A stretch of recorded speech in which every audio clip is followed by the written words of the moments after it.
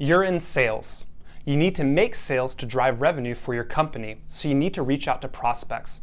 But how do you contact prospects? Hi, I'm Willem Osich, and welcome to BotSplash TV, where I'll be providing an overview of contacting prospects.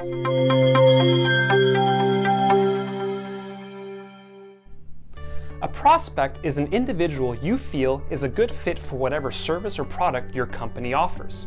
A cold prospect is someone you've never made contact with ever, and a warm prospect may be someone you've connected with on LinkedIn or have some other form of connection. Regardless of whether or not your prospect is warm or cold, the outreach methods are still pretty much the same. You, as a salesperson, want to pick up the phone and cold call your prospects. That is, call them to see if you can get a conversation out of them. Alternatively, emailing is a powerful tool to reach someone, as you can write personalized messages based off of certain characteristics belonging to your prospects. In-person meetings through such means as conferences and meetups are also a great way to contact your prospects, as it allows you the opportunity to leave your prospects with a memory of yourself, which may come in handy for a later outreach whenever you want to strike up a connection or a relation.